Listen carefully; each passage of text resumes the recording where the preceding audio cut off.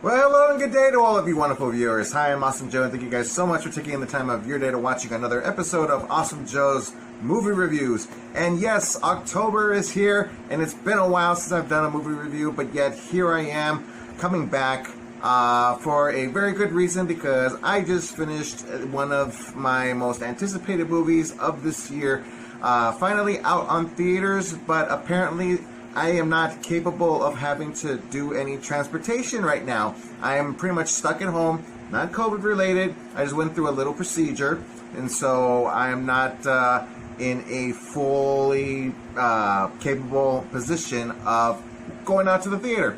So thank heavens that they went ahead and put this movie out on Peacock. So I went ahead, and it's great that Peacock is only just $5 a month. I pretty much might just cancel the entire thing after when I finish watching this movie several other times. And let me just point it out. I don't like to put it on my personal thumbnail stating as to how I felt about the movie. I could have loved it. I could have hated it. Well, here is my ultimate reaction. My complete full thoughts as to what I thought about this movie. Because even though I loved 2018's Halloween, the first film,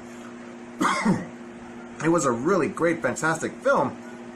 And then a lot of people they don't like this one, but Halloween Kills, for me, I absolutely enjoyed. I had a lot of fun with this movie, and it just got me so pumped up, wondering what they were going to do next on the next chapter, which is, of course, where we are today with Halloween Ends. And let me tell you guys, the way I felt about this movie is that this movie sucks. It's completely terrible. I mean, from my perspective, I believe that many people would enjoy this movie, especially compared to the last film, because a majority of people really disliked Halloween Kills. But like I said, me personally, I enjoyed it. It was actually my favorite movie of the entire year last year. I love the fact that it was a second chapter. The conclusion within the same night, just exactly what happens in the original first Halloween movie, and the second film, which has no connection at all whatsoever to this new timeline of movies. And of course, obviously, Laurie Strode and Michael Myers are not brother and sister, and that's something I really dislike that they did. It's something that's been there for decades, and it's really hard to accept that there is no connection between these two characters. It's just a lack of coincidental incidents that brings these two crossing paths with each other. So there is nothing personal between the two, and that really makes the story a little bit more complicated for me to fully accept and say that to feel more connected with these characters, to feel more understanding with what they're trying to develop, what the story is all about. Because if you remember in the first movie, they throw out all these little things that are occurring. Michael having to speak or revealing what he looks like underneath the mask, which, by the way, they do many times within these three movies. I mean, it's so easy to remove that mask off of him. This guy is an official, supernatural killer, and you would feel terrified, even though that you could do it. The terror would, just hold you back from doing such a thing. But yet it's done so many times. And it just shows a very huge lack of weakness onto this Michael version of the Michael Myers character.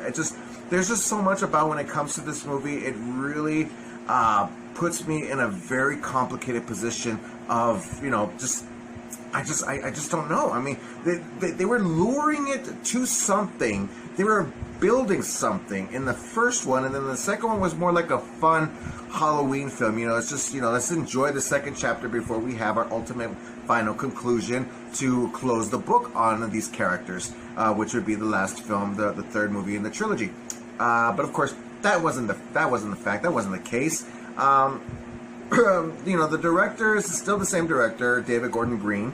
He directed the other two films, but this one felt very different. It felt as if it was directed by somebody else. It felt like it was as if it was a script that one of the writers had made, and people loved it, but they believed that there was no way audiences were going to want to watch this unless if we had something to lure them in. So why not go ahead and throw in, since they don't really, from the way I look at it, is that they really have no idea how to develop another story for the Michael Myers character, other than that final epic conclusion that happens towards the ending, closing of the story. Just throw that in there and we're good, we're solid, we're golden. That's what it felt like. Throw Michael Myers in there, and then we'll get people to wanting to, go with this story that you had made. So it's really just, paste this part onto that, and boom, you got yourself a Halloween story. But for me, I know that they try to do that with Halloween 3 Season of the Witch, which I've never seen before, because I don't care about it. I don't care about the fact that they try to use the franchise of Halloween as an anthology series, based on the holiday itself, with different set of stories, instead of making it now what we all are familiar with as a Michael Myers franchise. And so you can't have a Halloween movie and not have Michael Myers in it. So if Michael Myers is not in it, there really is no interest into this movie at all whatsoever. And of course, nowadays when you reinvent franchises, it's always going to be these legendary characters passing the torch over to the new modern day generation. And one of the things also when it came to this movie, when it first started, I was really excited, and I was so pumped. I knew for a fact I wasn't gonna like it, but I was just keeping my faith going, believing that I was going to enjoy this film. But as soon as I saw the blue titles, usually we have the orange titles that come up, but within the opening titles, they were in blue. And I understand Season of the Witch did this, but for me, it's always the orange titles. Don't change the color. That's what they did with Star Wars. It was always yellow, and then they changed the second one to red, and then the third one into blue. I didn't like that. It had no theme, no source material.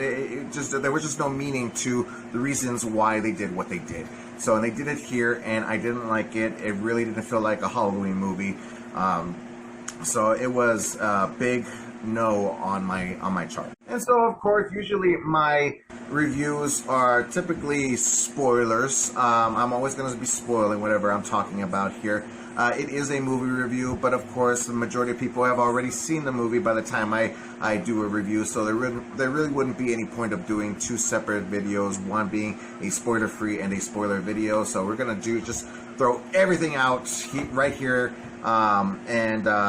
you get Laurie Strode coming back, Jamie Lee Curtis. She does more in this movie compared to what she did in Kills. A lot of people didn't like that she was side benched, but yet here she is now. Here's the thing that I didn't like, okay? When it comes to the first film, the 2018 film, you have her preparing after 40 years off of the incident that she had interacted with Michael Myers back in 1978. And she's prepared. She's got the tools. She's got the weapons. She's pretty much destroyed her life. She's destroyed her family, all because all she wanted to do was to find this guy again and kill him, and and leave it be. So, but then after what happened with 2018's movie, and then Kills, and then this movie takes 4 years after. And yet here we have Laurie Strode's character not the same as she was from the recent past two films. She's much more of a modern grandmother, another typical citizen in the city of Haddonfield. Just trying to move on. 40 years this dude was still alive, contained in a facility, and you're preparing because of your little interaction with Michael Myers for several seconds, and then the killing of a couple of your friends. Okay, your daughter got killed at the end of Kills, all right? And many, 10 times more than the 1978 film got killed. A lot of people got killed that night in 2018 when it came to those two films. And now you're saying that you're going to be taking a break? Michael is out there hiding somewhere. You don't know if he's dead or alive, but the fact of the matter is you don't know, and yet you're just living you're living your life normal and not preparing this time, not ready. It's like, I didn't understand that. I'm just like, come on, I know you're better than that. And yes, this is Jamie Lee Curtis's final Halloween movie.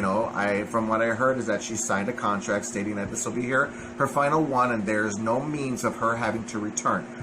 Okay, if that's the case, this is the final film. Make it memorable, make it epic, make it like it is the final conclusion.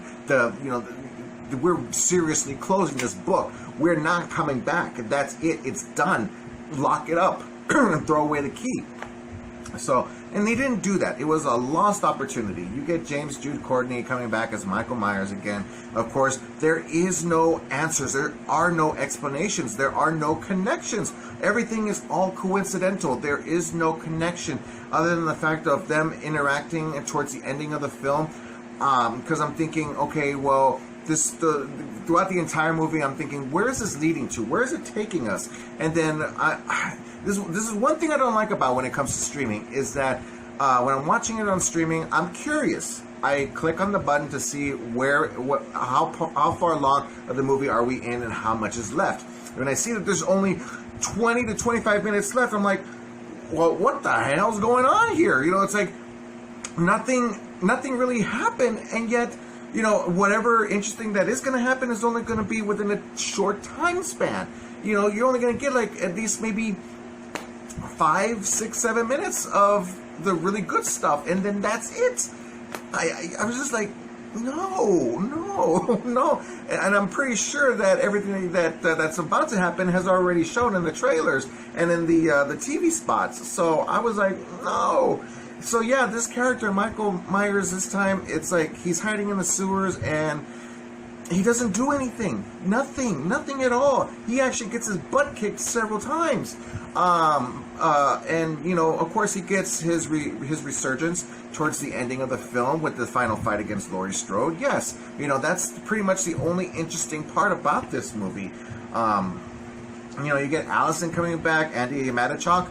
It's great getting to seeing her, but really she has nothing to do in this movie. She has this romantic relationship with the character Corey Cunningham, played by Rohan Campbell.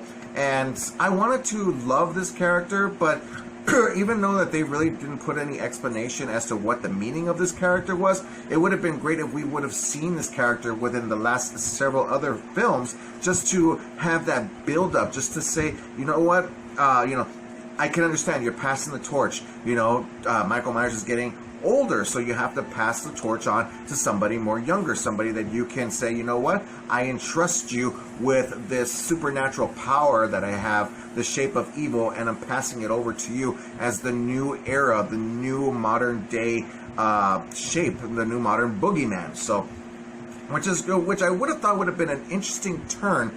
With Cunningham and Allison having this romantic relationship in the movie, if something were to have built from that, because they do sleep together in this movie, and yes, of course, when two characters sleep together, obviously, she's gonna get pregnant, and I'm like thinking, okay, well, maybe that's the passing of the torch then. Cunningham dies, but yet the evil, the shape, still exists within the antagonist's granddaughter, being the new antagonist, modern generation of films. But of course, this is the last one. We're not going to further it on, but it would have been a great cliffhanger to end the set of films. So, but yeah, no, they didn't do that. But it would have been great too if Cunningham it's like a Padme and Anakin kind of thing. They have this romantic relationship, and then within time, Cunningham becomes the new Michael Myers, becoming the enemy, the protagonist, and now it's that clash between these two throughout the years of the rest of their lives. They were lovers, and now, it's just like how within the other set of films, with Laurie Strode and Michael Myers, being brother and sister and fighting for many, many years, and now, now we're doing this with two lovers instead of brother and sister. Now it's two lovers. So I would have been okay if it took that turn. I would have been okay if it went in that direction, but that didn't happen either. It's just, and I'll get more to it on that once I get there. But when everything that comes to a close, I'm thinking to myself, I was literally yelling at the edge of my seat. What was the point? What was the point? You were building something, and I was a little interested because of the fact that, you're not having Michael Myers in this movie.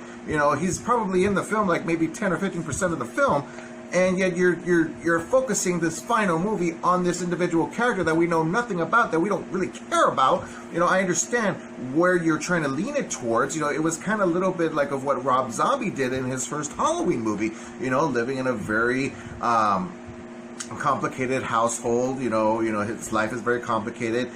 People are bullying him because the judgment of his actions, things like that. And he's like, I get it, but did we really need the time to be doing this? I didn't like it at all whatsoever. I did not. If it was just only a movie that was focusing on Myers and Strode having that final confrontation between the two, then yes, give me that. Give me a good hour and 45 minutes of that. That would be fantastic, awesome, but you didn't do that. All of that was only within 5, 6, 7 minutes, and then that was it. Terrible. Very, very terrible. I would have accepted it if it was the starting chapter, but not the last one. It would have been fine if this was the first chapter. And it's not saying that I hated the first movie. No.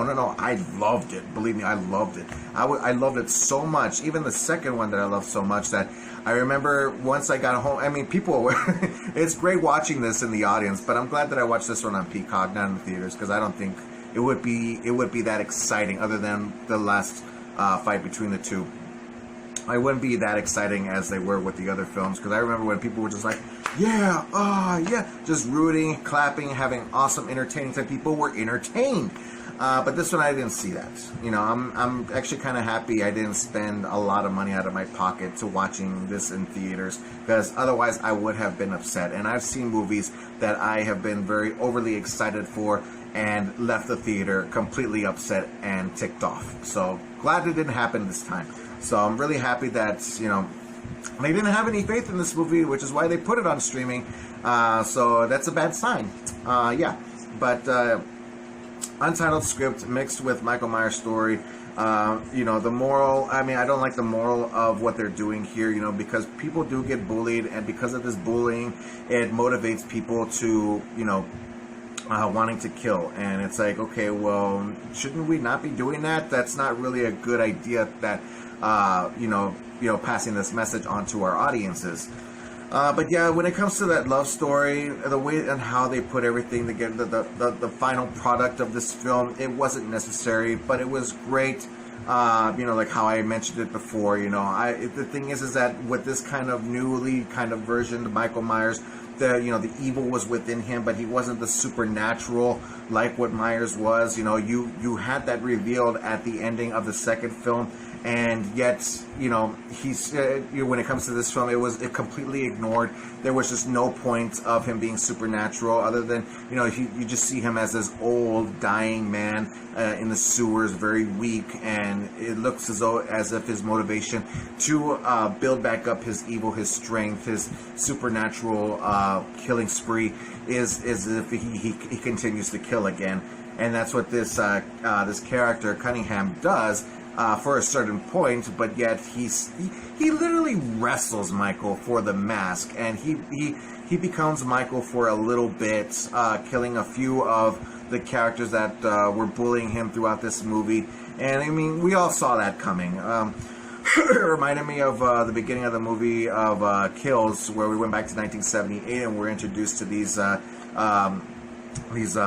bullies who call themselves the Mulaney's. We thought we were going to see a grown-up version of them in this movie, and them getting killed off there, but that didn't happen. So it's like, okay, I just don't really understand what they were doing, and I think it has everything in regards to the pandemic, because I understand that they were trying to film these movies back to back, that everything was going to be based off of that just one night, not 4 years later. So thanks a lot, pandemic, for screwing up another franchise. But yeah, I just don't think that they really put a lot of thought and effort into making a really great Myers movie, and I'm astonished to know that there are people out there who literally enjoyed this movie. The movie doesn't have any jump scares. I wasn't really that terrified at the edge of my seat throughout the entire movie. The only interesting thing, of course, was the final fight. The daughter Karen, who was killed at the ending of the last film. Don't know the reason why that happened, because she, as you know, we all know that Strode wins in this, and she doesn't even tell Michael, this is for my daughter, you son of a, and that doesn't happen either. I was looking forward for that to happen. Transference doesn't work when this has happened already with Halloween 4, transferring it over to his niece. And then it happened again in Zombies movie at the ending of Halloween 2. That didn't work out either. And now here we are doing it again with Corey Cunningham's character. It just doesn't work. You can't pass this torch over. We know that this isn't going to be the final Halloween movie. I mean, it is for David Gordon Green's version of the series, but we're going to get more Halloween movies. We don't know how long far down the road. I'm assuming maybe between 4 to 6 years. And that's a huge disappointment, because I always look forward to watching these movies. Quite normally I never watch any horror movies that are related to the devil, to any exorcisms, things like that. I don't watch any of that. I like horror slasher flicks, and my favorite is, of course, Halloween.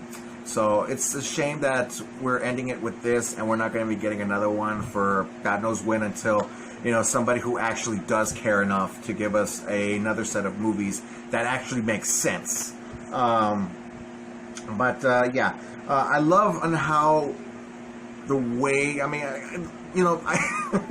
keep thinking to myself in these last two movies is that, why isn't nobody going for the head? He got his butt kicked in the last movie, but yet nobody went for the head. You got a gunshot, stab wounds, beating the living hell out of him, but yet nobody goes for the head. Stab the head, cut the head off. I mean, we can't do that again because that already happened in H2O. That still didn't work, but it's great what they did. They really took the body, and it would have been great. That the he's dead, but it would have been great if he moved a little bit more, knowing that, oh, he is coming back because he is supernatural, before you throw him into that garbage disposal shredder thing, and yeah, you see the body get torn to pieces. And I mean, I've seen this machine on how it works in YouTube videos or Facebook videos on how they demolish anything. And when I see it done to the body, I'm just like, yeah, there's just no way in hell this guy is coming back, unless if we're really luring this into the to the sci-fi realm, where somebody collects the blood and then clones him, and it's like, okay, then that's that's a problem. But no, this is more like down to earth kind of thing. But yeah, it was great on how they went ahead and came to a close there, killing him off. Man, when I saw this fight, oh god, it was so awesome. Like I said, the only interesting thing about this movie, and when I see them fight, and I was literally at the edge of my seat. That was the only interesting thing, and I was shouting. It's like, yeah, the way that she won, just stabbing him, his hands down onto the table like Jesus Christ. And, just dropping that fridge onto his leg, he's just not moving. You'd think that she was going to die as soon as he got his hand loose and just, was about to choke her to death. And, that didn't happen either. I thought they were going to kill her off. But no, that wasn't the case. You got Allison coming in, saving the day. A little montage of all of the other films of their interactions together, which, of course, within this timeline was only 2 times, and this being the 3rd. But yeah, no head kill. She just slices his neck and commits suicide on him by cutting his wrists, and then boom, that's it. You throw him in the shredder and boom, it's all over. But yet the mask still remains. They shredded the body. They took the mask off. We didn't get to see his face other than the burn side, and he doesn't speak. They did a lot of that in the first film, and I'm like thinking, okay, I know it won't happen in this movie. Probably won't even happen in the next movie, but I know when this movie comes to an epic conclusion, when it ends lines. We're going to hear his voice. We're going to get to hear what he thinks, what he's experiencing. How does he feel when he kills? You know, and I'm thinking, I'm looking forward to that. I want to see that. Didn't happen. Disappointed. Completely disappointed. So, Rotten Tomatoes, according to other critics together, came out to a percentage of 46. And I thought that it would have been a lot lower, because for me, I actually found that the movie was at a 24%. The only reason why it's not just 0% is because of those final 20 to 25 minutes of the movie. You know, that was pretty much all that I cared about when it came to this movie. The rest of it is just complete garbage. You know, you got Hawkins coming back, Will Patton. His character was not of any use. You know, he continues to say how much he needs to be the one to kill him. Little Easter egg there stating the fact that, you know, something's going to happen. He doesn't even really see or interact with Michael ever again. He doesn't really do at all within these movies. You know, he got stabbed in the neck by that doctor in the first film who was obsessed with Myers and his ways.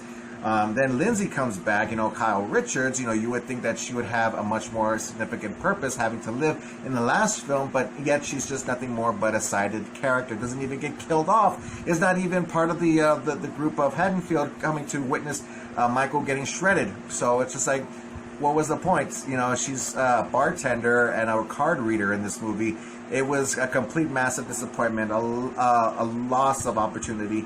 I would have really loved them to really consider this being the final film and put a lot of serious thought. I don't know, it's just maybe because of the studio, you know, they're just saying, you know what, just throw in this, and this, and then we'll market it and it'll get people to come and see it, because we don't really know what we're doing here anymore. Just throw it in the garbage, you know, it's not going to matter. Put it on streaming, you know. We'll make money off of it, but we're not going to care about it since it's the final film. We don't know. We don't have anything left. We're out of ideas. So yeah.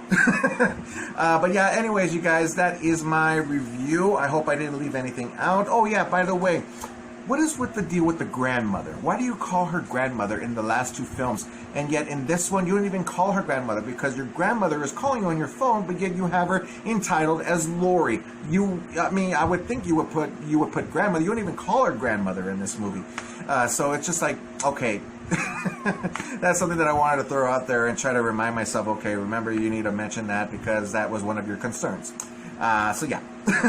But anyways, you guys, that's my review for Halloween Ends. What did you guys think? Have you guys checked it out? It is available out in theaters and on Peacock. So let me know, how did you watch it? Theaters, Peacock. What did you think about it? Did you like it? Did you hate it? Were you looking forward to it? Do you like it better than Kills? Do you like the entire David Gordon Green set of movies altogether? So let me know what you guys think. If you have any questions, comments, complaints, or concerns, please feel free to leave it down in the comment section at the bottom. Let's have an awesome time talking about this movie, or any movies that you'd like to talk about in general, because I love to talk about movies, but most importantly, I love to talk about them with you. And don't forget that you can check out some more of my videos on Facebook and on YouTube. Just look me up at Awesome Joe Movie Reviews. Don't forget to click on that like and subscribe button there, you guys. I really do appreciate everybody's support on my channel. Because everybody, I know that I'm really busy. A lot of things have been happening. And I just want to point it out there. If I haven't mentioned it in any of my other videos, which I don't believe I have, I really wanted to do a review on Hocus Pocus 2. And I know that there's so many other movies out there that I have not gotten to talk about, but maybe within time, whenever I do have a chance. Very highly unlikely, but just want to go ahead and throw it out there and announce to all you wonderful viewers out there that yes, I am about to be a dad. my baby right now, she my wife, she is 20 weeks pregnant as of now, and I'm very happy and excited. It's been my besides my dream of having to talk about movies with you guys, my biggest dream is becoming a dad. I love kids, and I really do. I'm looking forward to this. You know, I'm gonna have a co-host if my child is just like me, which I believe I believe so. You know, you'll be seeing me more conversating with my kid when it comes to talking to movies. So excited, can't wait, you guys, and I'm pretty sure you guys are too. But anyways, everybody, I'm Awesome Joe. Keep on living the dream, and as always, stay awesome. Thanks you guys once more again, and I'll see everybody in the next video. Bye.